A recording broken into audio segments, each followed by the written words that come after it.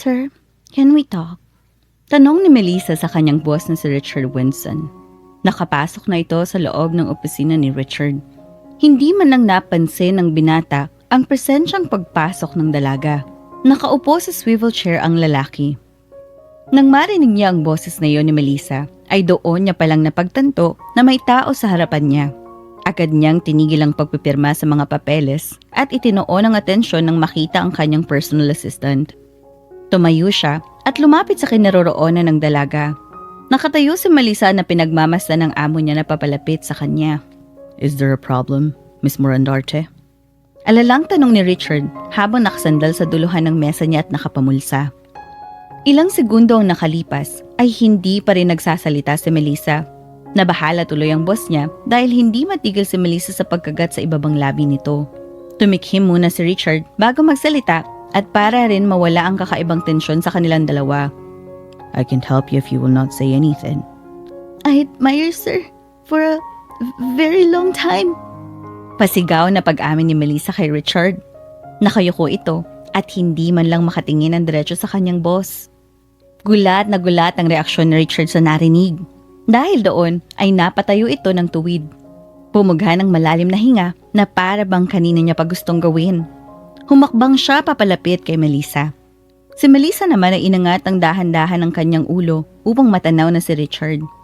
Ngayon ay nagtama na ang tingin ng dalawa. Ang nahihirapan nilang paghinga ang naririnig sa tahimik na kwarto. "Did I hear it right? You admire me?" Pabulong na paniniguradong tanong ni Richard sa dalaga.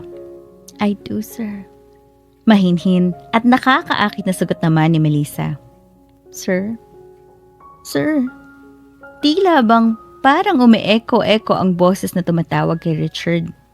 "Sir Richard." Sa pagkakataon na iyon ay nagising na sa katinoan ng lalaki. Lalo pa nang tapiin siya ng kanyang katabi na kanyang personal assistant, si Melissa Morandarte. Blanko niyang tinignan ng paligid. Ilang segundo rin nang mapagtanto niyang nasa loob sila ng kotse. Pagtingin ni Richard sa bintana ay nasa kumpanya na sila nito. "We've arrived, sir," sabi ng dalaga sa amo niya. Tinapunan naman siya ng tingin ni Richard saglit. Tumikhim ang lalaki sa kainayos ang necktie nito. Nakita ni Melissa na medyo nahirapan si Richard sa pagayos ng necktie nito, kaya nagpresenta siyang tumulong. Matagal naman niya na itong ginagawa sa boss niya, kaya sanay na rin ang dalaga. Hinayaan na lamang siya ni Richard na gawin iyon. "Everything alright, sir?" tanong ni Melissa. Mukha kasing hindi ito komportable. Hindi naman sigurado dahil sa meeting, dahil wala namang ganoong ugali si Richard pagdating sa trabaho. He is very confident and competitive. Tumikim si Richard. "Yeah, don't mind me." Tipid na sagot ng lalaki. "Miss Morandarte." "Yes, sir." "Will you check my schedule this coming whole week?" Pag-iba niya ng topic. "Of course, sir." Kinuha kaagad ni Melissa ang kanyang cellphone. Chinek roon ang iniutos ni Richard. "Tuesday, you will meet with Attorney Rosque. Wednesday to Friday, you will have a business trip to friends. And Saturday at noon, may lunch meeting po kayo ni Miss JC. And in the evening, you have a dinner date with your fiancé." Maayos na paliwanag ni Melissa. "Right. Thanks." Tipid na sagot ni Richard. Lalabas na sana ang binata sa kotse nang matigilan ito dahil biglang may naalala ito. Hinarap niya uli si Melissa na lalabas na rin sana ng kotse. "Miss Morandarte." Hinarap naman siya ng maayos ni Melissa. "Anything else, sir?"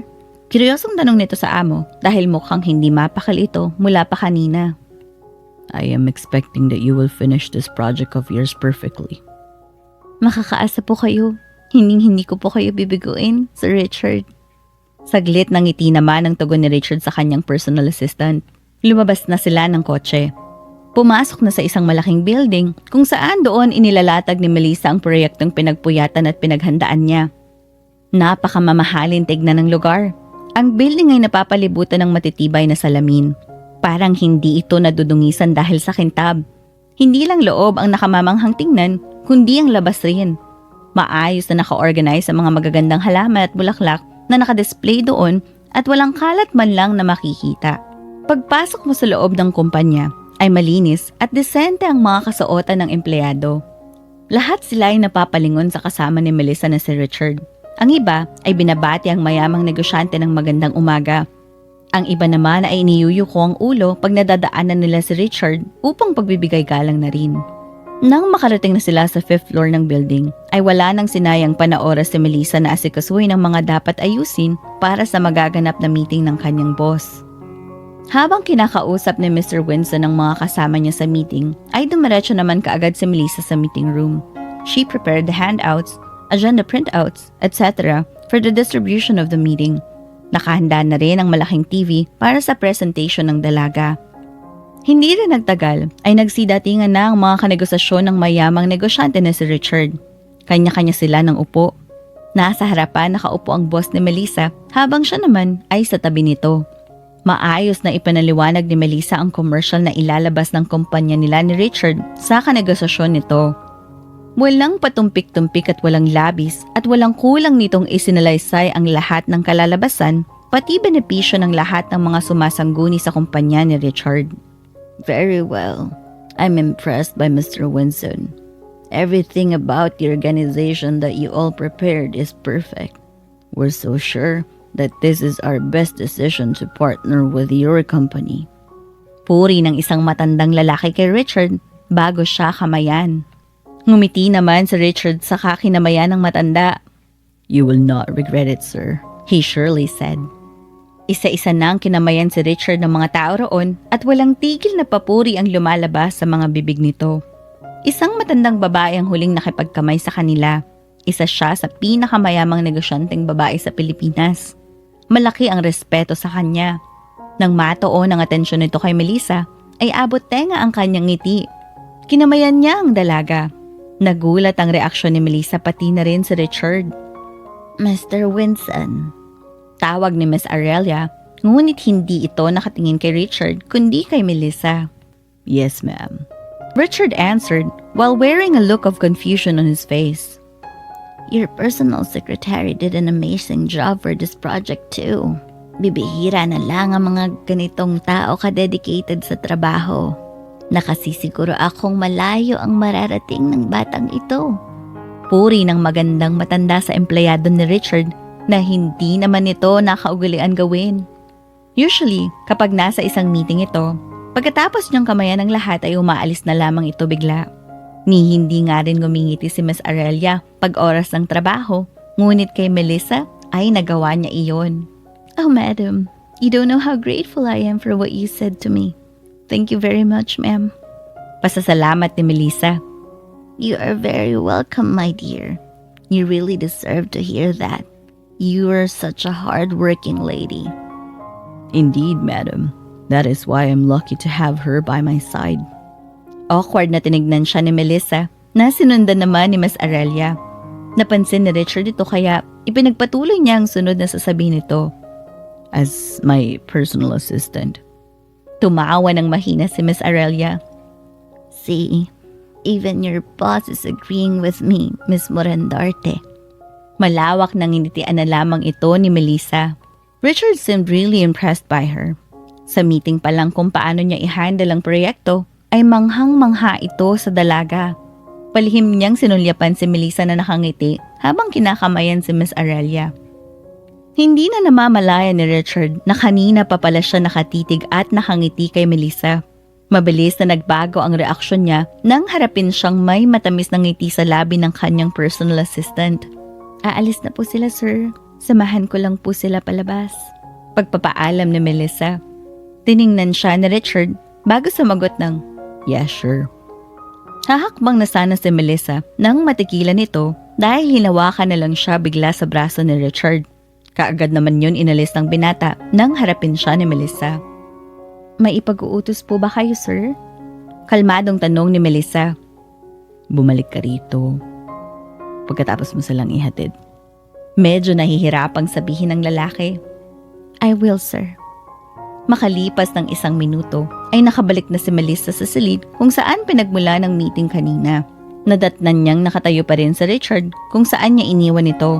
Nakapamaywang na tila mo ay hindi ito mapakali. Sir?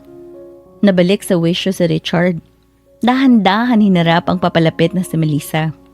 I want to congratulate you. You didn't let me down as I expected from my personal assistant. That's all because of you, sir. Nangunot ang noo ni Richard dahil sa inutas na yon ni Melissa. Because of me? Yes, sir. Inayos ni Melissa ang suot-suot niyang makapal na salamin saka hinarap si Richard. Maayos niyo po kasing tinatrato ang mga empleyado niyo. At kung magpatrabaho ka man, ay hindi sandamakmak kong magbigay. Kaya maayos namin nagagawang trabaho namin dahil sa pagtrato niyo po sa amin. Hayag ni Melissa. Tumikhim ang binata. Kinuha ang water bottle nito sa babasaging lamesa. Ininom niya ang lahat ng tubig doon. Nilapag niya sa lamesa ang water bottle nang matapos na itong uminom. You don't have to compliment me. I am just doing my job as your boss. So do we, sir. Umiwas uli ng tingin ang lalaki. Para kasing hindi niya kayang tingnan ng babae ng matagal kapag ganoon ang pinapakitang reaksyon nito. Malambot na ekspresyon ang nasa inosenteng mukha ng dalaga. Nakakatunaw. Magla-lunch ka na ba? Tanong ni Richard kay Melissa habang pasaglit-saglit lang ito ng tingin sa kanya. Tumingin si Melissa sa kanyang suot na relo upang tingnan ang oras. Sa inakto nito ay para bang may plano na siya. Yes, sir. Pagpapatuloy ng dalaga ng sasabihin. Then go have lunch with me. Naudlot ang sasabihin ni Richard nang bigla ang pumasok ang mga katrabaho ni Melissa. Congratulations, Melissa! Nawaglit rin tuloy ang pagbati nila sa katrabaho dahil sa hindi nila inaasahang senaryo. Magkasama pa rin ang dalawa sa kwarto na kailanman ay hindi pa nangyayari pagkatapos ng meeting. Good afternoon, sir. Bati ng lahat habang iniyuko nila saglit ang kanilang ulo. Good afternoon. Pabalik na bati naman ni Richard. Binati rin ng mga empleyado si Richard. Sasagot na sana ang amo nito sa kanila nang makuha ang atensyon nilang lahat sa pagbubukas ng glass door ng meeting room. Isang maputi at magandang babae. Puno ng kolorete ang kanyang mukha ngunit hindi naman ganoon kakapalan. Puwera na lang sa napakapulang lipstick nito. Hapit at revealing na kulay ube na dress na hanggang tuhod ang suot ng babae. Sa aura niya pa lang ay anak mayaman na ito. Mukha pang maldita dahil hindi man lang nakangiti sa mga empleyado ni Richard kahit na binabati siya ng mga ito. Nilampasan niya ang mga tao roon na parang hangin lang at dire-diretsyong lumapit kay Richard. Pinalibot niya ang mga braso sa leeg ni Richard at saka inalikan nito sa labi. I missed you, sweetheart. Maarting bate ni Margaret sa kanyang fiancé. Margaret, will you behave? Iritang sita ni Richard. Napanguso tuloy si Margaret na parang bata. Inalis niyang pagkakayakap sa lalaki at tumahimik saglit. Oh, I brought you food for lunch. It's your favorite. Come on, sweetheart. Let's eat together. Pumulupot pa ito sa braso ni Richard na parang ahas habang sinasabi ito. Hindi naman siya pinapansin ni Richard. You guys can order anything you want. It's on me. It's for the success of our company. Seryosong sabi ng boss nila sa kanyang mga empleyado. Nagsingitian naman ang bawat isa sa pagiging galante nito. Excuse me, everyone. Pagpapaalam ni Richard sa kanila. Pero bago umalis ay tinapunan niya ng saglit na tingin si Melissa. Saktong nakatingin din ang dalaga sa kanya. Margaret notices that little smile in his fiancé's lips while staring at Melissa. She felt jealous about it.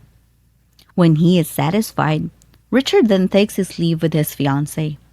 Inarapan naman ni Margaret sa Melissa nang papaalis na sila at napansin niyo ng mga katrabaho ni Melissa. Kung makadilat naman yun, parang hindi nababalik sa normal yung mata. Pagbibiro ng kaibigan ni Melissa na si Annie. Dahilan para maghalakhakan ng lahat. Iniling ni Melissa ang kanyang ulo habang nakalukip-kip. Sanay na ako doon kaya hayaan niyo na lang. Asik ni Melissa sa kanila. Nako, box. Kung ako yung ginanon, dudukutin ko yung mata niya. Nagtawanan uli ang lahat. Napakamaldita ng ipokrita. Dagdag pa ni Annie. Oh, tama na yan. Hinawakan ni Melissa ang kaibigan sa magkabilang balikat nito. Alam niyo, umorder na lang tayo. Kanina pa ako nagugutom eh. Sumang-ayon naman ang lahat. Walang tigil na papuri ang natanggap ni Melissa sa kanyang mga katrabaho noong araw na iyon dahil sa husay niya. Makalipas ang 3 araw, medyo sibsob uli sa pagtatrabaho ang lahat, lalo na si Melissa. Nasa opisina niya ito. She is checking all the email that she received from the other company. Talagang sinisigurado niya na wala siyang mamimiss ng mga importanteng mensahe mula sa iba't ibang kumpanya. Mag-aalauna na ngunit parang wala siyang balak kumain. Ganoon ka-dedicated sa trabaho si Melissa. Kaya naman impressed sa kanya si Richard. Uy te, kalabit ni Annie sa kaibigan. Kahit mas matanda si Annie sa kanya ng ilang taon, ay parang siya ang mas bata kung umasta. Tumigil sa kapipindot ng keyboard sa Melissa at hinarap sa likuran si Annie. Ano, magpapakamatay ka ba dyan? Kami tapos na kumain, ikaw nakasubsob pa rin sa computer. Aba, lumamon ka rin.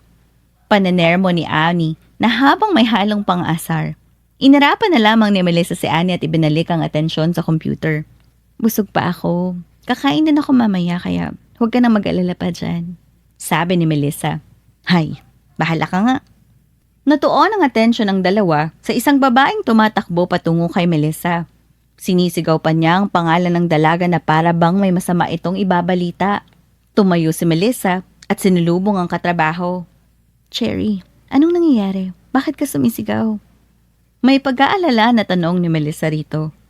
Malalaman mo kung bakit ganito na lang ako katakot kapag sinagot mong tawag dun sa reception. Nahihirapan na saad nito sa dalaga. Ikaw ang hinahanap sa tawag, Melissa. Dagdag pa nito na nagpakaba kay Melissa. Dali-daling tumakbo ang dalaga sa kung nasaan ang telepono. Kinuha niya ang nakabalandrang telepono roon. Siguradong nandoon pa rin sa linya ang tumawag na nagpatakot sa katrabaho niya kanina. This is Melissa Morandarte. Bungad niyang sabi. Isn't your job to update your boss on every important meeting he's going to? Paninigaw ng matandang lalaki sa kabilang linya. Sir De La Cruz? Napaisip tuloy si Melissa sa nangyayari. Sigurado siyang wala siyang naging palpak na nagawa sa kanyang trabaho. 6 na taon na ito roon at kahit kailan ay hindi pa ito nangyayari. I have high expectations on you, Miss Morandarte. And yet those expectations led into disappointment. Akala ko pa naman na hindi ka tatanga-tanga. Sa ginawa mong to ay sinayang mong oportunidad na magkaroon ng transaksyon ng Ascendo Company ko sa Prime Philippines Company ni Richard. Mr. Winston didn't attend the appointment that I planned for yesterday. What a stupid personal secretary Richard had. Sa masasakit na salitang yun ay nagulat si Melissa. Ngayon niya lang ito naranasan sa buong buhay niyang pagtatrabaho sa kumpanya. Ang mas nagpagulo pa ng isip ng dalaga ay wala talaga siyang natanggap na email galing kay Mr. De La Cruz kahapon. Kaya imposible ang pinaparatang sa kanya ng matanda. Nanginginig na mahigpit na hinawakan ni Melissa ang telepono. Na para bang doon lang siya kumukuha ng lakas upang ipagtanggol ang sarili. With all due respect, sir, ipagtatanggol ko po ang sarili ko sa mga masasakit na pinagsasasabi ninyo sa akin. I am doing my best to do my job well. Sa 6 na taon ko pong pagtatrabaho rito, ay hindi po ako ni minsan na pumalpak. Sobrang mahal ko po ang trabaho ko. Paghahayag ni Melissa sa kausap niya. If you really love your job, then what's this bullshit happened? Huh? Nanggagalaiting sabi ni Mr. De La Cruz. I have not received any email from you yesterday, Mr. De La Cruz. Hindi ka rin pala tanga. Sinungaling ka rin. Bakit may katulad mong nakakayang empleyado si Richard? Prime Company is known for their employees as well-mannered, but it's all freaking lies. Sa pagkakataon na yun ay tumulo na ang mga luhang kanina pang gustong ilabas ni Melissa. Ibinaba na niya ang telepono. Tahimik niyang pinupunasan ang luha niya nang dumating si Margaret. Nakita ni Margaret ang kaawa-awang itsura ng dalaga at dahil doon ay hindi nito mapigilan ng ngumiti. My fiancé wants to talk to you in his office now. Malamig ni sabi ni Margaret kay Melissa. Pinauna ni Melissa na umalis si Margaret bago siya gumayak at sumunod rito. Huminga siya ng malalim at inayos ang sarili bago na pagdesisyon ng pumunta na sa office ng kanyang boss. Kumatok muna itong si Melissa sa pinto ng opisina ni Richard bago ito pumasok sa loob. Nang makapasok ito sa loob, ay sumulubong sa kanya ang malamig na titig ni Richard at ang mapanuyang ekspresyon sa mukha ni Margaret. Nakatayo ng malapit sa harap ng lamesa si Margaret habang nakahawak sa magkabilang gilid ng lamesa itong si Richard habang nakatayo. Pinapatawag niyo raw po ako, sir. Mahinahon na tanong ni Melissa. I did. Mabilis na sagot ni Richard. And I know you knew why I called you here, Miss Morandarte. Wala po talaga akong natanggap na email mula kay Mr. De La Cruz kahapon. Chinek ko po ng maigi ang mga email kahapon bago po ako umuwi, sir. Paliwanag nito sa amo niya. So you're saying that Mr. De La Cruz is lying? Richard asked sarcastically. Nangunot ang noo ni Melissa sa narinig mula sa kanyang amo. Hindi ba siya naniniwala sa dalaga pagkatapos niyang i-prove ang sarili sa 6 na taon nitong pagtatrabaho roon? Wala pa akong intensyong ganong... Hindi na natuloy ni Melissa ang gusto niyang sabihin dahil sumali na sa usapan nila si Margaret. Bakit kasi hindi ka nalang umamin para hindi na humaba pa ang usapan, Melissa? Wala akong aaminin dahil nagsasabi ako ng totoo rito. Hindi na napigilan pa na magtaas ng boses ng Melissa dahil pakiramdam niya ay ipit na ipit siya sa sitwasyon. Niwala man lang pumapanig sa kanya. Sinundan ang tingin ni Melissa si Margaret dahil kinuha nito ang laptop na nasa lamesa ni Richard. Humakbang papalapit sa kanya ang malditang fiancé ni Richard. Hinarap ang laptop sa pagmumukha ni Melissa. Anong tawag mo dyan? Nakita ni Melissa sa device ng kumpanya nila na may na-receive na email sa computer niya. At ang mas nagpawindang pa sa dalaga ay ilang minuto lang noong 2:00 ng hapon na natanggap ng computer ni Melissa ang email ni Mr. De La Cruz ay na-delete na ito. Inaakusahan nila ang matagal na empleyado ng Prime Company na binura niya ang mensahe na iyon. If you want to take down my fiancé's company, you should plan it very wisely, Melissa. Pamamahiya ni Margaret sa dalaga. She twisted her heels, stepping back to return the laptop to the table. Hinarap niya muli si Melissa na kaawa-awa ang itsura. She grinned for what she saw at Melissa's face. Totoo nga ang hinala ko sa'yo nung una pa lang, na matagal ka nang mainggit sa kumpanya ni Richard at ngayon, naglakas loob kang pabagsakin na to. Margaret blurted out. Melissa scoffed in disbelief while looking at them in disbelief too. Hindi ko sisirain ang pangalan ko sa lecheng dahilan na yan. Asik ni Melissa. Miss Morandarte. Nag-aalangan nitong paninita ni Richard sa dalaga. Ngayon ay tinapunan siya ng may dismayadong ekspresyon na nakaukit sa mukha ng dalaga. May konting kirot na konsensyang nararamdaman si Richard dahil doon. No sir, let me explain my side here. Ipit na kasi ako sa sitwasyon ko eh. Mangiyak-ngiyak na sabi ni Melissa. Sumusobra na kayo sa mga pangbibintang ninyo sa masasakit na mga pangungutya ninyo. Pabalang niyang inalis ang suot niyang salamin at muling hinarap sila. Sir Richard, I thought at least you will believe me. Akala ko ay matutulungan mo akong tuklasan ng tunay na nangyari at ipamukha sa kanila na totoo ang sinasabi ko. Puro lang pala ako akala. Miss Morandarte. May panghinayang ang boses ni Richard. Tiningnan niya ng diretso ang nakaawang na pustora ng dalaga. May kung anong nararamdaman siya na talagang nagsasabi ng totoo itong si Melissa. Ngunit mas nangingibabaw sa kanyang ebidensyang inilatag sa kanya ni Margaret. Umiwas siya ng tingin at bumuga ng malalim na hinga. Humalakip-kip. How can I believe you if there's evidence in front of me? Pagpapatuloy nitong sabi. Hindi ko po alam kung paano nangyari yan. Sandali. Tila ba nabuhayan ng dalaga dahil may naisip itong isa pang solusyon upang ma-prove na nagsasabi siya ng totoo. Lumakad ito papalapit sa kanila. Did you check the CCTV footage? I can assure you that I didn't do that. You are all accusing me. Baka kasi may gumamit ng computer ko nung nagpunta ako sa restroom. Kahit na nilagyan ko naman ng password ng computer ko, baka mayroon pa ring tao na nangahas na pakialaman niyon. Pagtatanggol ni Melissa sa sarili. Sa lubong ang kilay ni Melissa na pinagmamasdan ng dalawa. Para kasing wala itong pakialam sa sinabi niya. What? Bakit hindi niyo natingnan? Sigaw ni Melissa. Humakbang papalapit si Margaret kay Melissa at matalim itong tinignan. We already did. At wala pa rin nagbago. Ikaw lang ang umawak ng computer mo buong araw. Walang nangialam. So now, why don't you just admit it, huh? Tinulak ni Margaret si Melissa. Richard tried to stop Margaret, but that didn't do anything to stop it. And you dare to tell Richard to take care of all the responsibilities for the mess that you just did? Ang kapal naman ng pagmumukha mo! Sa galit na namumuo sa loob ni Margaret, ay natulak niya uli ng malakas si Melissa dahilan para madapa ito sa sahig. Nasugatan tuloy ang paa niya dahil sa takong nasuot niya nang umipit sa paa niya. Nagdugo ito ng konti. Wala man lang pagsisisi sa nagawa ni Margaret kay Melissa dahil pangiti-ngiti pa ito ng palihim. Melissa. Bahid sa tono ng boses ni Richard na sobrang nag-aalala ito. Pinuntahan niya ang nahihirapang nakaupong si Melissa. Tinanggal ang suot na heels ng dalaga at hinilot-hilot ang paa nito dahil halatang napilay si Melissa. Let me carry and bring you to our clinic. Mahinahong wika na pag-aya ng lalaki kay Melissa, ngunit ang dalaga ay tila ba walang pake sa nangyari sa kanya. Hindi niya pinansin ang sinabi ng kanyang boss.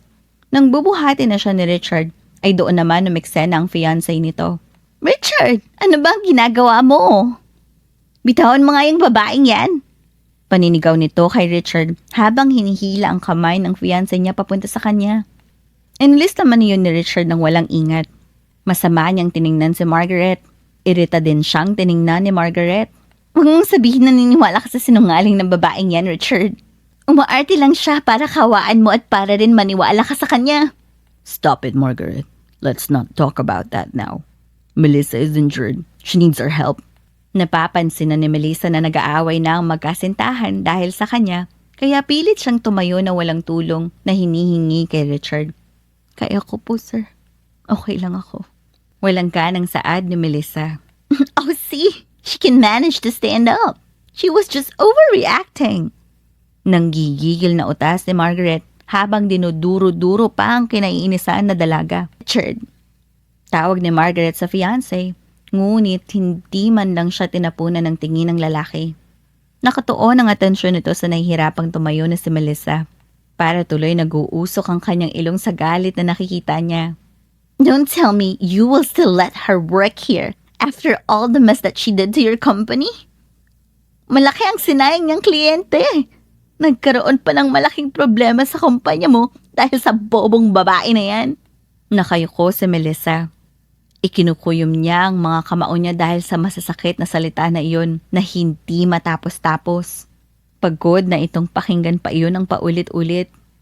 Mauulit pa ito, Richard, if you don't fire her. Sigurado akong may malaki pa siyang pinaplano para mapabagsak ka at ang kumpanya. Pagsusulsol nito ng paulit-ulit sa nobyo. Margaret.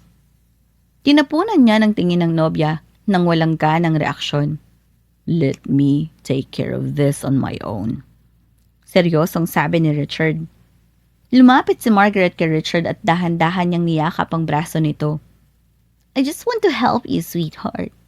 Ayaw ko lang na may umaaligid sa iyong mapanirang tao. Inarapan niya si Melissa. Blanko lang siyang tinitignan ni Melissa. You worked hard for this, remember? Hindi biro ang pinagdaanan mo para lang mapunta ka sa ganitong taas na posisyon, and yet that woman will ruin everything. You should fire her, Richard, for the sake of your company. Narinig lahat yun ni Melissa. She had enough. Mukhang wala na rin mangyayari pa kahit anong pagtatanggol niya sa sarili niya. Inaayos ng dalaga ang sarili niya. Ang gulo-gulo niyang buhok ay tinali niya ng maayos. Ang gusot-gusot niyang damit ay pinagpag niya upang mawala ang lukot kahit papaano at ang huli ay tinanggal niya ang nasira niyang heels. Hinarap sila ng maayos. Huwag na po kayong mag-alala. Kusa akong aalis. Total, wala na rin namang pag-asa na may maniwala pa sa akin. Diretso niyang sabi, walang pagkakautal.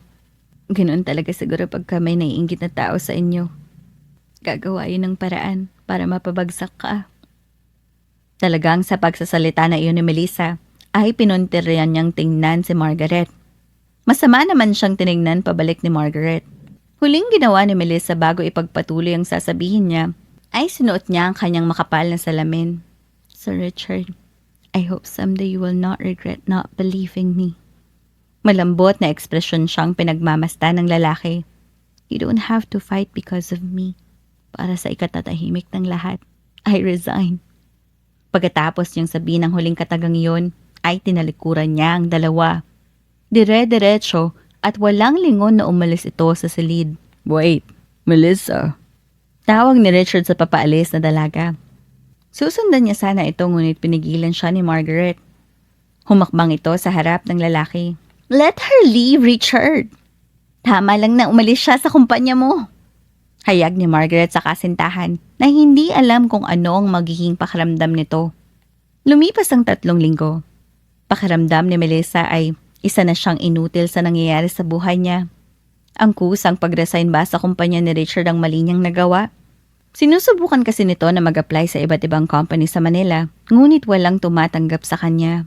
Kahit na qualified naman ang background nito para sa company, ay nag-aalangan ang mga kumpanya na kunin siya. May isang kumpanya na nagsabi sa kanya na may record ito sa dating tinatrabahuhan niya. Isa raw siyang hindi mapagkakatiwalaan na empleyado ng prime company. Kaya dahil doon ay wala nang nangahas na tanggapin siya. Nauubos na ang pera niya sa kaka-apply sa kung saan-saan. Kahit na tinitipid niya na nga ang budget na natitirang pera, hindi na siya kumakain ng 3 beses sa isang araw, ay hindi pa rin sapat iyon. Kailangan niya talagang magkaroon ng stable na trabaho. Isa rin sa dahilan kung bakit kailangan niya ng stable na trabaho ay dahil may ina siyang nagme-maintenance.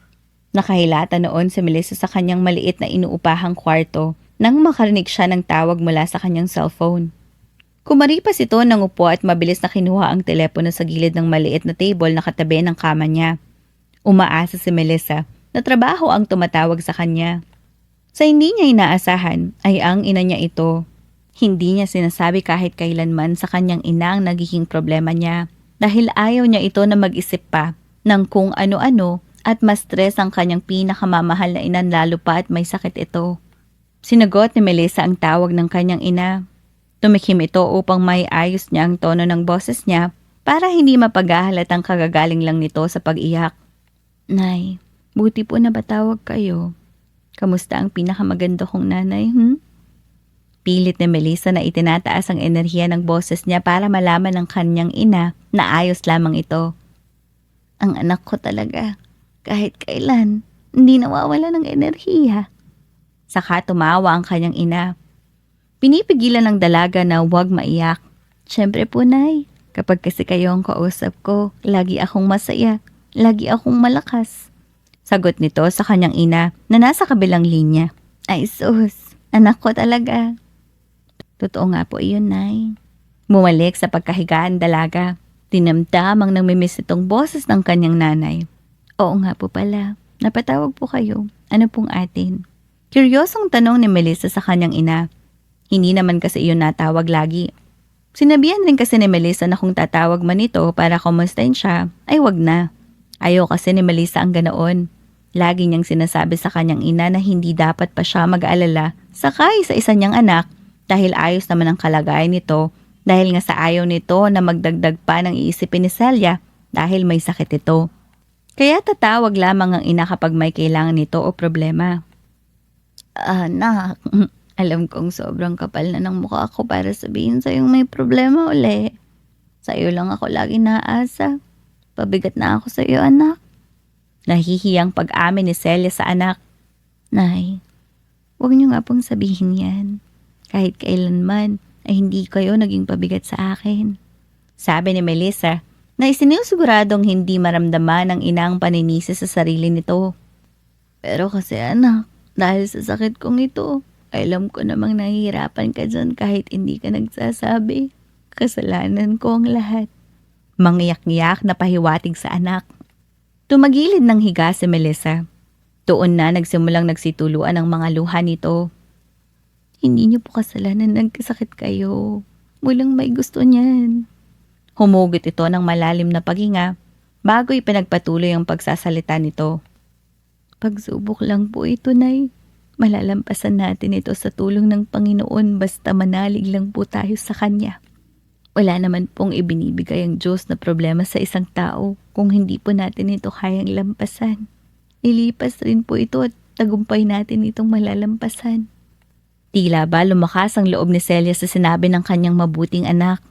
Nagkaroon ito ng lakas na loob na huwag sumuko sa buhay. Lumaki ang pag-asang mabubuhay pa rin ito ng normal. Makakabawi sa lahat ng paghihirap ng kanyang anak. Tama ka, anak. Hindi dapat ako paghinaan ng loob. Dapat maging katulad kong napakatapang kong anak. Kaya bilib na bilib ako sa iyo, Melissa. Iba ka akong lumaban sa buhay. Sinseridad na puri ni Celia kay Melissa. Ngumiti ng mapait ang dalaga sa niresponding iyon ng kanyang ina. Sa isip ng dalaga ay hindi naman siya ganoon dahil ang totoo niyan ay mahina siya. Nagtatapang-tapangan lang siya sa hamon ng buhay para makasurvive. Nay, ano nga po palang problemang sasabihin niyo? Pag-iba ng dalaga ng usapan. Naubos na kasi ang gamot ko pang maintenance para sa diabetes kong sakit. Kung ayos lang sana at kung may extra ka pa dyan, pwede ka ba magpadala, anak? Nahihiyang hiling ng ina ni Melissa. Umupo ng maayos si Melissa sa kama niya. Pinunas ang mga luha. Humakbang papunta ng aparaturan kung nasaan nakalagay ang mga damitan niya. Doon kasi nakatago ang piggy bank na tago-tagong ipon niya. Inipit niya sa tenga at balikat niya ang telepono para makuha ang alkansya. Inalog-alog nito ang piggy bank kung may laman pa, ngunit wala na. Kinuha naman niyang nakasabit niyang shoulder bag sa loob ng aparador ulit. Kinapkap niya ang lahat ng bulsa nito. Nakakuha lamang ang dalaga ng 1,568 pesos roon. Sobrang nadismaya sa sarili si Melissa. Anak ko, naharian ka pa ba? Boses ng kanyang ina na nagpabalik sa wisyo ni Melissa. Opo, nandito pa po ako. Napasa po siya sa noo. Buti na lang at hindi ito humikbi, kundi maririnig pa pala ito ng kanyang ina na nasa kabilang linya pa. Magpapadala po ako nitong darating na linggo, Nay. Sasabihan ko na lang po kayo kaagad pag nahulog ko na. Maraming salamat, nak. Walang unaman po, Nay. Basta tulungan niyo rin po ang sarili niyo para mapabilis ang paggaling niyo. Okay po ba? Oo, susundin ko ang payo mo, nak. Mag-iingat ka palagi riyan, ha? Opo, sige na po. Magpahinga na po kayo. Sige, anak. Nang matapos ang tawag na iyon, ay hindi na napigilan pa ni Melissa ang humagulgol sa pag-iyak. Maraming katanungan ang gumugulo sa isipan ng dalaga. Kung paano niya mapapadalhan ng pera nitong darating na linggo ang ina, wala nga siyang trabaho. Iniisip niya rin kung hanggang kailan naabuti ng perang natitira niya. Pambayad niya pa sa nirerentahan niyang apartment. Patong-patong na ang problemang kinakaharap ng dalaga. May pag-asa ba kayong makabangon at malampasan ko ang problemang ito? Iyan ang mga gumugulo sa isipan ng dalaga bago siya dalawin ng antok. Kinabukasan, maagang nagising si Melissa upang sumubok uli na makapag-apply sa natitira niya pang alam na kumpanya. Nagbabaka sakali siya na baka may kumuha pa sa kanya. Habang busy si Melissa sa pagsusuklay ng kanyang buhok, ay may isang tawag sa telepono ang nagpagising sa diwa niya. Itinigil nito ang panunuklay ng buhok at ibinaling ang atensyon sa tumutunog na cellphone na nasa kama. Napagtanto niyang ang ina niya uli ang natawag. Sa lubong ang kilay niyang sinagot ito. Nay, naudlot ang mga salita ni Melissa dahil ibang boses ang nagsalita sa kabilang linya. Tito Dondon, kayo po ba yan? Ako nga, Melissa. Halata sa boses ng tiyuhin ni Melissa na balisang-balisa at nanginginig ito. Nag-alala tuloy ang dalaga nang makarinig pa siya ng sirena ng ambulansya sa linya ni Dondon. Nasaan po si nanay? Bakit may ambulansya dyan, tito? Natatarantang sunod-sunod na tanong ni Melissa sa tiyuhin. Sasabihin ko, pero ipangako mong hindi mo sisisihin ang sarili mo sa nangyari kay ate. Abot lakas na paalala ni Dondon sa pamangkin. Parang binuhusan ng malamig na tubig ang buong katawan ni Melissa sa narinig. Nang hina ang tuhod ng dalaga, kaya napaupo siya bigla sa kama. Nanginginig niyang nilipat sa kabilang tenga ang cellphone nito. Please, Tito Dondon, sabihin niyo na po. Pagmamakaawa ng dalaga sa kanyang tito dahil gustong-gusto na nito malaman ang talagang nangyari sa kanyang ina. Narinig ni Melissa na nagbugha ng malalim ng paghinga si Dondon. Itinakbo namin sa Ate Celia sa ospital dahil bigla na lang siyang nagsuka tapos nawala ng malay. Hindi naman alam kung bakit. Wala naman kaming pinalampas na araw na hindi niya naiinom ang gamot niya. Masustansya rin ang mga kinakain niya. Wala akong idea bakit ganun na lang nangyari sa kanya. Mangiyak-ngiyak na pagbabalita ni Dondon kay Melissa. Patawarin mo ako, Mel. Hindi ko ginusto na mangyari ito, maniwala ka. Sa mga huling katagang yun ni Dondon, ay biglang sumagi sa isipan ni Melissa ang nangyari sa kanya sa dating tinatrabahuhan. Kaya rin ang ginawa ni Dondon ay nagmakaawa si Melissa sa mga tao roon para paniwalaan lamang siya. Tito, huwag po kayong humingi ng tawad dahil wala naman po kayong kasalanan at saka naniniwala po ako sa inyo. May sinseridad na wika ni Melissa sa kanyang tiyuhin. Salamat, Mel. Nautal na sagot ni Dondon. Narinig ng dalaga sa kabilang linya na huminga ito ng maluwag. Saan niyo pong ospital dinala si nanay? Pupunta po ako ngayon. Nagmamadaling sabi ni Melissa habang kinukuha ang kanyang bag na nasa kama. Sa JBL San Fernando, Pampanga. Hihintayin ka namin dun. Sige po, salamat. Saka pinatay na ni Melissa ang tawag sa kanyang telepono. Wala na siyang pinalampas pa na oras at umalis na rin ito kaagad. Nadatna ni Melissa na nag-uusap ang lalaking doktor at ang tiyuhin ni Melissa. Nakahilata naman sa higaan ng kanyang ina at hinang-hina ito. May mga dextrose nang nakasaksak sa katawan ni Celia. Halos kumuho ang mundo ng dalaga sa naengkwentro niya. Patakbo siyang lumapit sa ina at niyakap ito. Nagulat ang lahat sa pagdating ng dalaga. Nanay ko. Hikbi ng dalaga habang yakap ang kanyang ina. Marahang hinaplos-aplos naman ni Celia ang buhok ng anak. Bakit po kayo mantong sa ganito? Anak ko, ayos lang ako. Sinumpong lang ako pero nawala rin naman ang sakit na nararamdaman ko. Papauwiin rin naman tayo ni Doc mamaya, hindi po ba? Nakatingin si Celia sa doktor at tumaas ang ngong sagot nito. Ngunit nabahala ang lahat dahil sa naging malungkot na reaksyon ng doktor. Inalis ng doktor ang suot-suot niyang salamin. Hinarap sila. I'm sorry to say this to all of you, but Mrs. Pendez needs to undergo surgery. Nangunot ang noo ng dalaga sa inutas ng doktor. Tumayo ito at diretsong nakatingin sa lalaking doktor. Surgery? Tama po ang narinig ko, Dok? Paniniguradong tanong ni Melissa dahil baka na mali lang siya nang narinig. Yes, your mother has type 2 diabetes. It means there's too much glucose in her blood due to problem with the hormone insulin. Kaya ang mas maganda nating gawin habang may chance pang maagapan ng karamdaman ni nanay ay maoperahan siya. Maayos at mahinaong paliwanag ng doktor. Nang hina ang dalaga sa nalaman. Alam kong hindi ito magandang balita, pero huwag kayong mag-alala. Huwag kayong mapanghinaan ng loob kundi manalig kayo sa itaas. Walang imposible sa kanya. Gagawin rin ho namin ang lahat para malampasan ito ni Nanay Celia. May kasiguraduhan na sabi ni Doc Yen sa kanila habang may suot-suot na ito na malawak ng ngiti. Thank you po, Doc. Pasasalamat ni Dondon. Tinapi naman ni Doc Yen ang balikat nito saglit. Sige po, may iwan ko na po muna kayo. Babalik po ako mamaya. Pagpapaalam ni Ken, bago lumakad papalabas ng kwarto. Katahimikan ng ilang segundo ang naghari sa silid. Anak, Melissa. Mahinang boses ng tawag ng ina sa anak.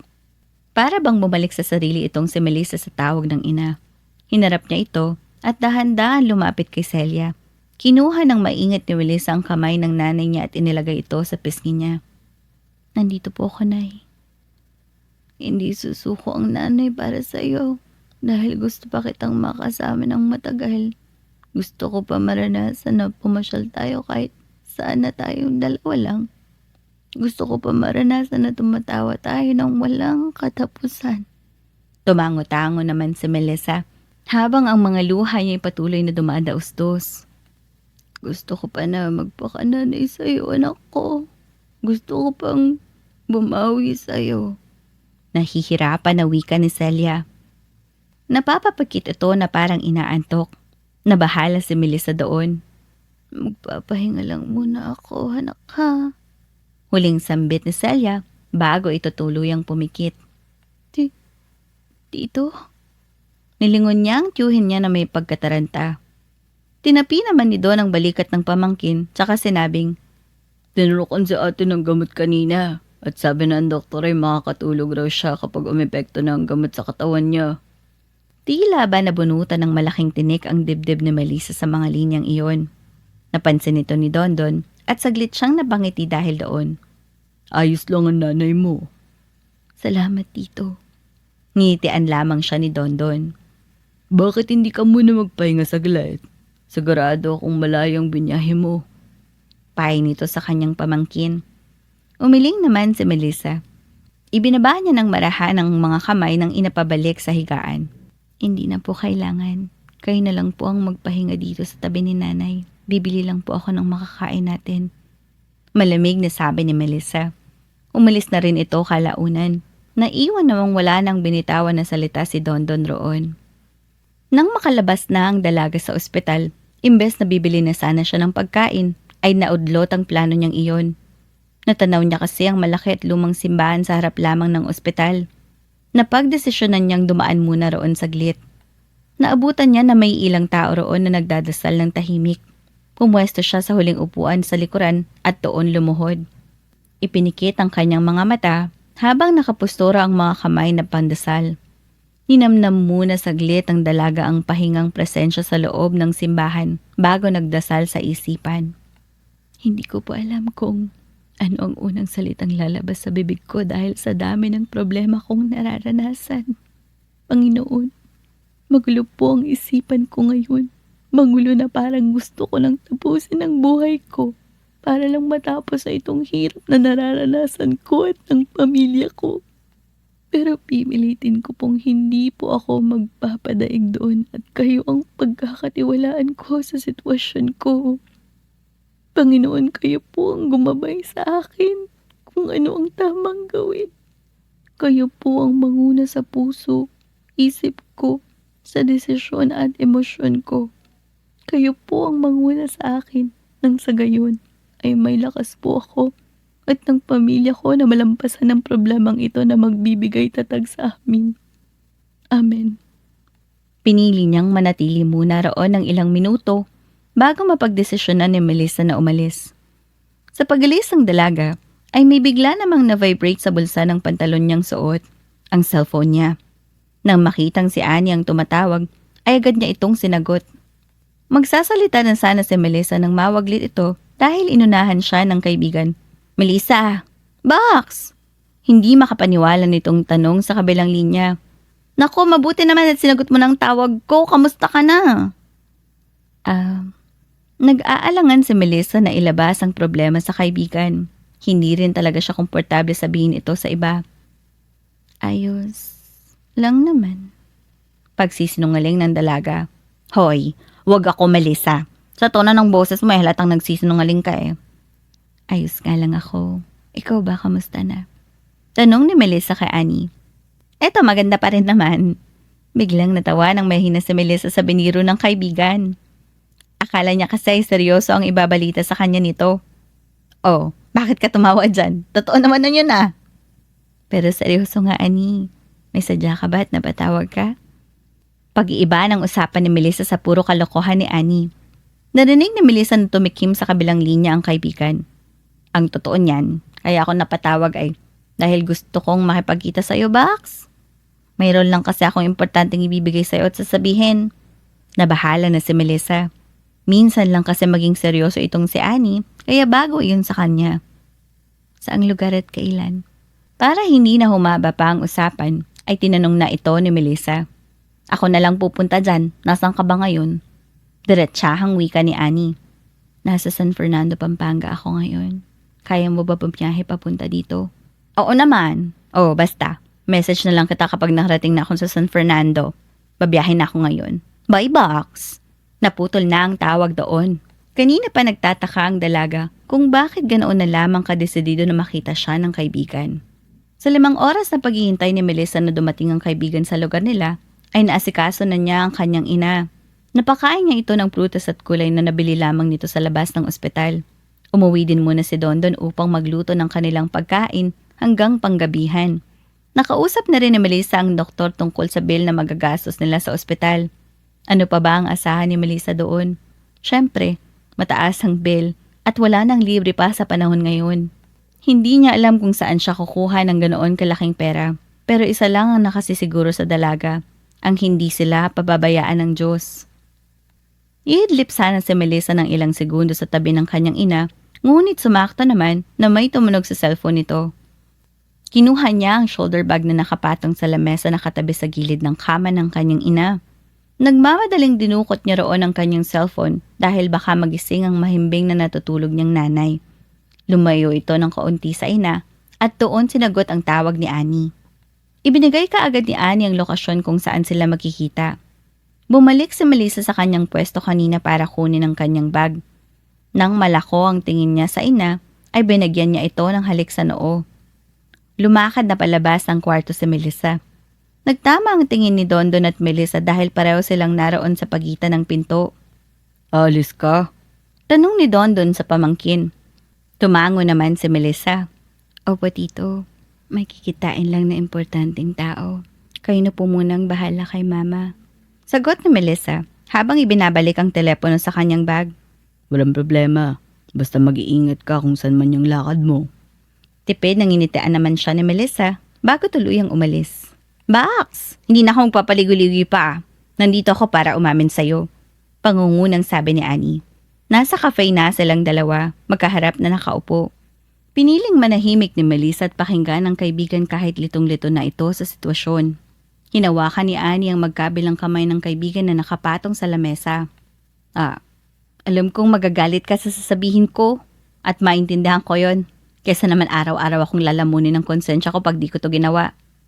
Huminga ng malalim si Annie bago ipinagpatuloy ang sasabihin. Ako ang dahilan kung bakit ka natanggal sa trabaho. Abot lakas na pag-amin ni Ami na siya namang ikinagulat ng reaksyon ni Melissa. Noong nag-restroom break ka saglit at pinabantayan mo sa akin yung computer mo doon. Doon na pumasok si Margaret sa office mo. Siyempre ako pumasok rin doon para malaman kung bakit bigla na lang siyang pumasok sa office mo. Nagdala ko ng cellphone at patago siyang binidyohan dahil masama ang kutob ko na may masama siyang binabalak. Naputol saglit ang salita niya dahil may kinuha siya sa bag niya. Ang telepono niya. May hinanap siya saglit doon. Hindi rin nagtagal ay naipakita na ni Annie ang video na tinutukoy niya. Nakita roon lahat ni Melissa. Simula sa pagbabanta nito kay Annie na i-delete ang importanteng email na kararating lang mula kay Mr. De La Cruz. Napilitan na gawin ito ni Annie dahil kung hindi niya ito susundin ay may gagawin daw siyang masama kay Melissa at sa iba pang malalapit nilang katrabaho. Kumukulo ang dugo ni Melissa na pinapanood ang magulong video pero malinaw na napakikinggan ang mga salita ni Margaret. Nang gigigil niyang binagsak ang kamay nito sa lamesa. Halos mapaitlag sa kinauupuan ng kaibigan ni Melissa sa ginawa niya. May takot na rin na nararamdaman si Annie sa mga oras na iyon. Patawarin mo ko, Melissa. Mangiyak-ngiyak na sabi ni Annie habang nakayuko. Okay lang kung itakwil mo ko. Hindi na ituloy ni Annie ang sasabihin niya dahil bigla na lamang inalis ni Melissa ang pagkakahawak sa kamay nito. Dahan-dahan inangat ni Annie ang ulo niya para tingnan si Melissa. Ngunit laking gulat niya nang lumapit sa kanyang kaibigan at niyakap siya. Dalawa na tuloy silang nag-iiyakan na parang mga bata. Nagpapasalamat ako sa Diyos at binigyan niya ako ng tunay na kaibigan na tulad mo. Nanlaki ang mga mata ni Annie sa narinig nito mula kay Melissa. Nanginginig niyang niyakap ng mahigpit ng kaibigan habang hindi tumitigil sa paghingi ng tawad kay Melissa. Ang lagi naman sinasagot ng dalaga ay wala itong kasalanan sa nangyari at naintindihan niya ang ginawa ng kaibigan. Pinoprotektahan niya lang sila. Hindi naman nakukumbinsi si Annie sa sinabing iyon ni Melissa, kaya dahil sa konsensyang bumabagabag sa loob niya, nahalatang isa siya sa dahilan kung bakit nahihirapan sa buhay ngayon ng kaibigan, ay binagyan niya ito ng konting tulong. Napansin niya rin kasi na may resibo ng bill ng ospital sa loob ng bag ni Melissa. Hindi niya na tinanong pa iyon dahil siguradong ayaw pag-usapan yun ni Melissa. Ayaw pa nga tanggapin ni Melissa ang pera pero dahil sa pagpupumilit ni Annie ay tinanggap rin ito ni Melissa. Masayang natapos ang araw na yun. Nasundan pa ng ilang beses ang pagkikita nila. Nagpresenta na tutulong si Annie ng walang kapalit kahit sa pagbili-bili lamang ng mga gamot at konting bayarin ng bills ni Aling Celia. Dahil doon ay mas lalong naging malapit ang magkaibigan. Hanggang sa dumating ang isang araw na magpapabago ng takbo ng buhay ng dalawang magkaibigan. Tanghali noon ang mapagdesisyonan nila na kumain sa tusok-tusok. Isa rin ito sa dahilan na iengganyo ni Annie si Melissa na kumain dahil buong araw itong walang kain. Ngayon kasi ang araw na ooperahan si Aling Celia. Kanina pa nakatambay sa loob ng simbahan si Melissa na sinamahan naman ni Annie, pero syempre, kailangan nitong kumain. Sa susunod, ako naman ang manglilibre sa iyo, Annie. Nakingiling sabi ni Melissa sa kaibigan. Tinawanan naman siya ni Annie bago sumubo ng kikiam. Pwedeng love life na lang ang libre mo. Nababanas na kasi ako sa tagal kong pagiging single eh. Nagtawa na naman ang dalawa. Natigil ang pagbibiroan ng dalawa nang makita ang naguunahang tao sa gilid nila na pumila upang makataya lang sa loto. Sumingit si Annie roon at nakipila rin. Hinila niya si Melissa para tumaya rin gaya niya. Iniling na lamang ni Melissa ang ulo niya dahil kahit magreklamo pa ito, ay wala naman siyang magagawa dahil sa huli ay susundin niya pa rin ang gusto ng kaibigan. Ilang minuto ang lumipas. Ang dalawang magkaibigan na ang tataya sa loto. Ang paboritong numero ni Melissa at ng nanay niya ang ginuhitan niya sa card. 27, 3, 49, 77, 5 at 90. Pagkatapos ay ibinigay nila sa kahera ang card nila para bayaran. Ibinigay naman sa kanila ang tinayaan nila at panayuhan na itago ito ng maayos sa tingatan. Mabagal na lumipas ang ilang linggo.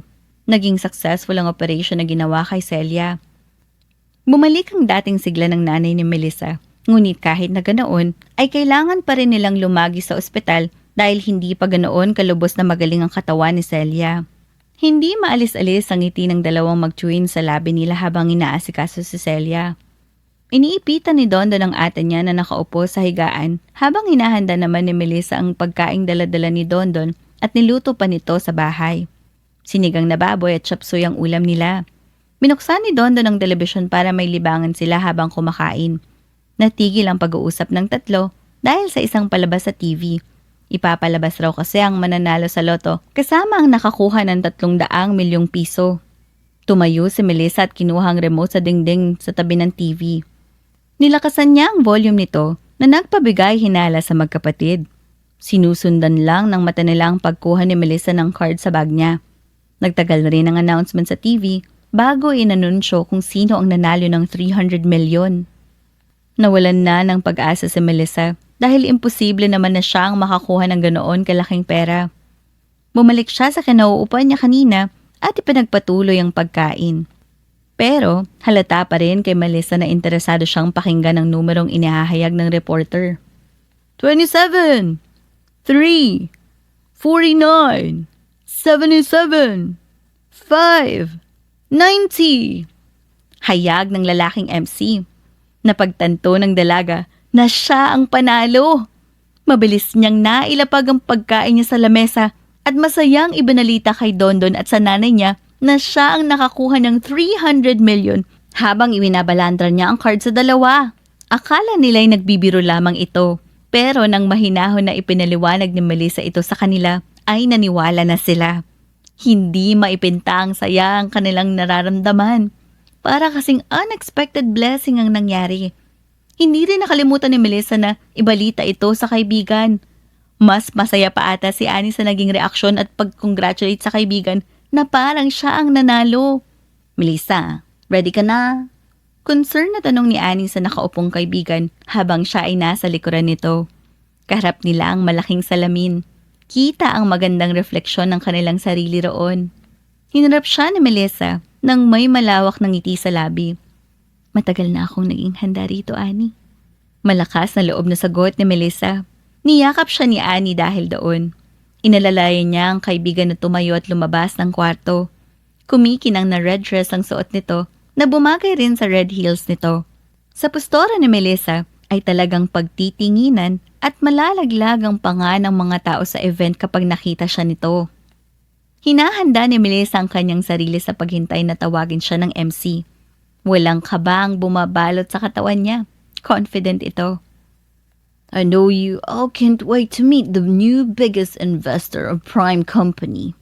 Wala na akong sasayangin na oras pa, kaya ipapakilala ko na siya. Salaysay nang may katandaang babae na nasa entablado. Kaharap ang buong business partner at ibang investor ng kumpanya ni Richard Winson. Let's all meet Melissa Morandarte. Gulat na tumayo ang iilan at pumalakpak nang makita nila ang napakagandang babae na papunta sa entablado. Ang mga katabi ni Richard na matatagal niyang empleyado ay nagsisigaw bilang suporta kay Melissa. Sila ang pinakamalakas na pumalakpak kay Melissa. Hindi rin maipagkakaila na nagulat ang mayamang negosyanteng si Richard, pero mabilis rin napalitan ang reaksyon niyang iyon. Isang matamis na ngiti habang pinagmamasta ng may sinseridad ang kanyang mata. Tumayo ito at pinalakpakan si Melissa. Nakanguso habang nakahalukip-kip si Margaret na may inggit na pinagmamasdan si Melissa. Hindi man lamang ito tumayo para pagbibigay respeto sa bagong investor ng kumpanya. Nanatili lang siyang bastos na nakaupo. I am so grateful for that warm welcome, everyone. Malambing na sambit ni Melissa sa kanila. As a part of this family, I have a consideration for each and every one of you. I don't want any corrupt people to stay in this company. Nagbulong-bulungan tuloy ang iilang mga tauhan roon sa inahayag ni Melissa. Take this revelation as a concern for everybody's sake.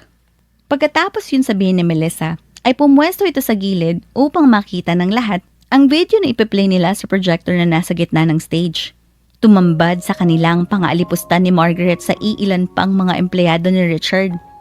Hindi rin pinalampas ni Melissa ang hidden secret ng fiancé ni Richard, ang pakikipagkampi nito sa competitors ng company ni Richard. Nagnanakaw rin siya ng pera sa kumpanya, pati na rin kay Richard. Ito ang pinaplano ni Margaret umpisa pa lang. Ang mapabaksak ang Prime Philippines Company at ang competitors ang magte-take over nito. Lahat ng mata ay na kay Margaret. Galit, puot, pagbabanta, at disgusto ang nababahasang reaksyon ni Margaret sa lahat ng taong naroon.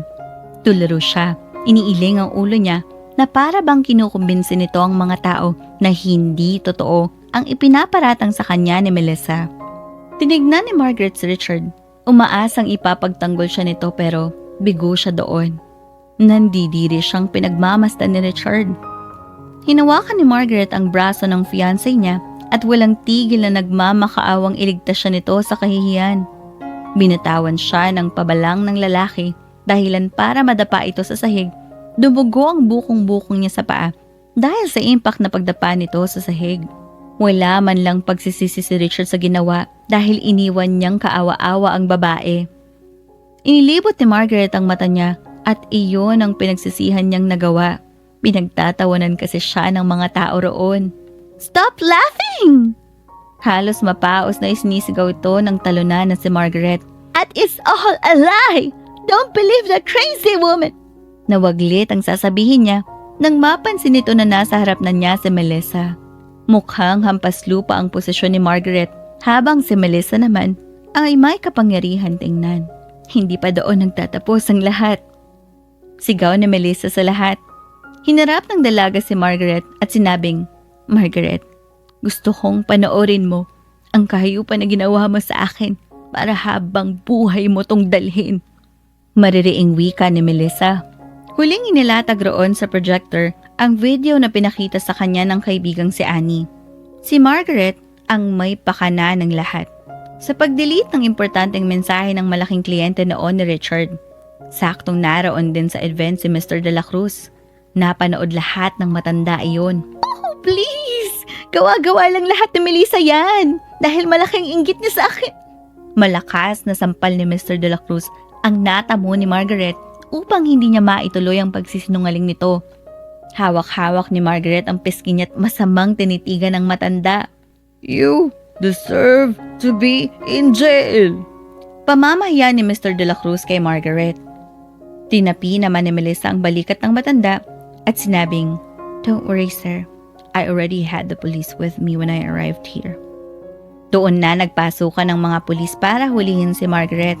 Nagwawala pa ito na parang bata para lang hindi siya dalhin ng mga otoridad pero hindi yun gumana sa kanila.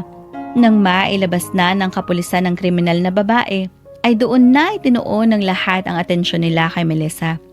Malakas na palakpakan ang natanggap ng dalaga mula sa kanila. Maluwag na ngumiti naman si Melissa habang pinagmamasdan sila. Sa wakas ay nakuha na niya ang hustisyang matagal niya nang gustong makamit. Dahil sa abilidad niya na imbestigahan ang lahat, ang paggamit ng katalinuhan sa magandang paraan ay nakuha niya Ang matamis na tagumpay, hindi lang para sa kanya, kundi sa lahat. I think I need to apologize for being a stupid one from the very beginning to the wonderful woman who just saved my life. Nilingon ni Melissa sa likuran niya ang mahimbing na boses na iyon ni Richard. Melissa. Tipid lamang siyang nginitian ng dalaga bago umalis sa event. Iniwan niya si Richard ng walang binibitawan na salita at iyon ang nagpakirot ng damdamin ng lalaki. Mabilis na lumipas ang 3 buwan. Sa pagiging hectic na schedule ni Melissa sa trabaho, ay hindi na niya nabibigyan ng oras ang pinakamamahal niyang ina. Kaya noong binigyan siya ng 2 weeks leave ni Richard, ay umuwi ito ng Pampanga kaagad. Ibinuhos ni Melissa ang atensyon sa ina. 5 araw ni Melissa sa Pampanga. Nagising siya sa ingay sa baba ng bahay nila. Dahil sa kuryosidad ng dalaga, ay agad itong bumaba para tingnan kung sino iyon. Sa hindi niya inaasahan, ay ang boss niyang tumambad sa kanya. Nasa kusina sila at kasama nag-aalmusal ang kanyang tiyuhin at nanay. Masaya silang nag-uusap. Gusto man magtago ni Melissa dahil sa kahihiyan, ay huli na dahil napansin na siya nito. Wala siyang nagawa, kundi ang batiin sila. Tumayo si Richard at lumapit kay Melissa. May dala-dala itong busang bundle ng bulaklak. For you. Abot ni Richard ng bulaklak sa dalaga. Kinuha naman ito ni Melissa. Salamat, sir. Pero hindi na dapat pa kayo nag-abala. Nahihiyang wika ng dalaga. Hindi yan nabala. I really wanted to give you flowers. Rason ng binata na nagpapula ng pisngi ni Melissa. They're beautiful, right? Just like the girl in front of me. Puri nito kay Melissa. Yumuko sa hiya si Melissa. Sinulapan niya saglit ang ina at tito. Tama siya ng hinala dahil tumatawa ng patago ang dalawa. Mukhang sila pa ang kinikilig. Sino po palang nagsabi sa inyo na dito ako nakatira? Your friend, Annie. Medyo nag-aalangan na amin ang binata. Baka kasi isipin ni Melissa na lumalagpas na ito sa line niya na pinuntahan niya pa ang dalaga sa mismong bahay nila. Napansin ni Richard na medyo nairita ang mukha ni Melissa sa sinagot niya. Ako ang nagpumilit kay Annie na ibigay ang exact address niyo sa Pampanga. I'm sorry, Melissa. No, sir. You don't need to apologize. It's fine. Sagot ni Melissa. It's not fine. Nagsalubong ang kilay ni Melissa sa linyang iyon ng binata. Look, I came here to ask for your forgiveness for what I did back then. I didn't believe you. I made your life miserable. Sir, tapos na po yun. At saka, wala po kayong kasalanan doon. Iniling ni Richard ang ulo niya ng isang beses na tila ba hindi ito kumbinsido sa sinabing iyon ng dalaga. Hindi pa rin ako magiging kampante. Maingat na kinuha ni Richard ang isang kamay ng dalaga habang malambot na ekspresyon itong suot. Please, let me make it up to you. Hindi alam ng dalagang itutugon nito sa alok na iyon ni Richard. Mas lumakas palalo ang kabog ng dibdib ni Melissa nang ipagdikit palalo ng binata ang mga kamay nila. And now, they are holding each other's warm hands. Please. He kept insisting, which made Melissa say yes. Bigla na lamang siyang niyakap ng mahigpit ni Richard. Gulat na gulat si Melissa, pero kalaunan ay ginantihang yakap niya rin niya ito. Tinupad nga ni Richard ang pangakong babawi ito kay Melissa. Walang pinalampas na araw na hindi nag-e-effort itong si Richard dahil nakatatak sa isip nito na iyon naman talaga ang deserve na maranasan ni Melissa. Habang patagal ng patagal, ay nahuhulog na ang loob ng dalawa sa isa't isa, lalo na si Richard. Umpisa pa lang nang makita niya ang dalaga at dagdag pa kung gaano ito ka-dedicated sa trabaho ay ina-admire niya na ito. Pinili lang ni Richard na maghintay pa hanggat sa dumating ang tamang panahon para sa kanilang dalawa. 3 years later, nasa isang conference room ang buong empleyado ng Prime Company. Naroon din ang mga reporters at media upang talakayin ang takbo ng business nila. Masayang ibinalita ni Richard na gumanda lalo ang takbo ng kumpanya, lalo na nang maging board member nila si Melissa. How about the relationship between the two of you, sir? Pwede ba namin malaman kung ano po ang status ninyong dalawa? Dahil kumakalat po sa balita, nakasintahan niyo raw po si Miss Melissa Morandarte. Walang patumpik-tumpik na tanong ng babaeng reporter kay Mr. Winson. Tumayo sa kinauupuan si Richard, dala ang mic. Correction, ma'am. She will soon be Mrs. Melissa Morandarte Winson. Proud na hayag nito sa buong taong naroroon. Kinuha niya ang kamay ni Melissa at hinalikan niyon sa harap nila. Namula naman ang pisngi ng Melissa sa kilig na pinaparamdam sa kanya ng fiancé nito. Our wedding will be this upcoming week, so I want everybody to know that this wonderful woman beside me is my wife. Tumayo naman si Melissa at hinalikan sa labi ang magiging asawa. Sinundan niyon ng mainit na yakap. Minsan, sa dumarating na pagsubok, dagok ng ating buhay ay hindi natin maintindihan. Napapatanong tayo sa ating sarili na wala naman tayong tinatakpang tao. Bakit ganoon na lamang kalalang pagsubok na ibinibigay sa atin? Pero aminin natin na nagiging matatag tayo kapag nalalampasan natin ito. May rason ang lahat kung bakit iyon sa atin nangyayari. Ang mahalaga pa roon ay nakakakuha tayo ng aral sa pagsubok na dumadaan sa ating buhay. Tandaan niyong ang mga matatag na tao at piniling hindi sumuko sa buhay ay malakas ang kapit sa ating Panginoon dahil sa Kanya sila humihingi ng tulong at kumukuha ng lakas upang magpatuloy sa buhay. Dahil masaya ang mamuhay kung titingnan mo lang ng puro pagmamahala ng mundo.